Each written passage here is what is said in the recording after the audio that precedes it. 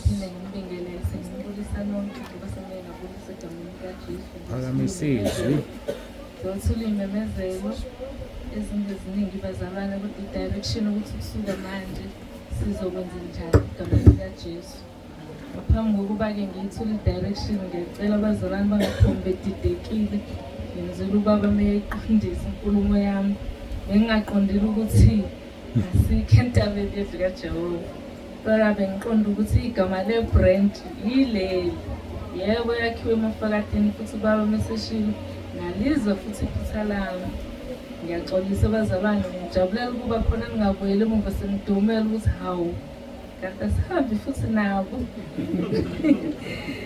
Ngiyaniqinisekisa abazalwane, intaba yendlu kaJehova yaprofethwa emafakadeni. Ezinye zey'profethi ubaba uyazazi. Enhliziyweni yami ngiyake ngithi uNkulunkulu wazi phambili. Wayazi izinto engizobhekana nazo ukuphuma la ngangikhona ngize entabeni. Lezi prophethi ziyangiqinisa-ke. Zingenza ngiqiniseke impela, ngithi impela ngisentabeni egameni likaJesu. Sengenze sabazalwane bangahambe bedidekile bethi sizwile impela nomkhulu uzewafakazi. Ngiyaxolisa ukuthi ngingambingeleli babudla kude bekhethekile nomfundisi Nkosi yami. Ngiya everanda ngibona ngithi ufike nini.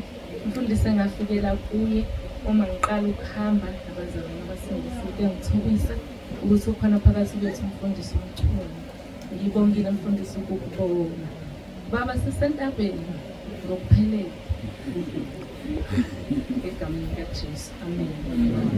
Ngenxa yokuthi-ke bazalwane uNkulunkulu ukuze asiphe wona awukakavuleki ngaleyo ndlela. Bengingathanda ukuthi obaba babe nendawo kodwa ngicela sihlale nje njengoba sihleli bese sibona uNkulunkulu lokho asiphe khona osukwini lanamhlanje. Bese osukwini lakusasa inkonzo yaqhubeka ngoba kuzobe besesebhrentshini uNkulunkulu asinike yona egameni likaJesu. Ngizocela-ke bazalwane uMamphostoli sibongele inkonzo yonke ebese sibusisela lokho uNkulunkulu asiphe khona namhlanje. Ngoba osukwini lakusasa ngizobe mhlawumbe singasaphelele bazalwane. Ngiyacela ukudlulisa ukubonga kakhulu kuma-branch esihamba nawo entabeni. Abanye balule ngisho izandla zabo. Ngizocela umama nje sesibongela angibusisela abazalwane bonke. Abanye balule ngokufika sibuye ephasikeni izimo zimpintshile. Abanye baze balula badlulela bangenisa nasekhala kwaZondi noma nasebhrentshini babe beze kuyo. Ngicela ukudlulisela kuJesu Kristu.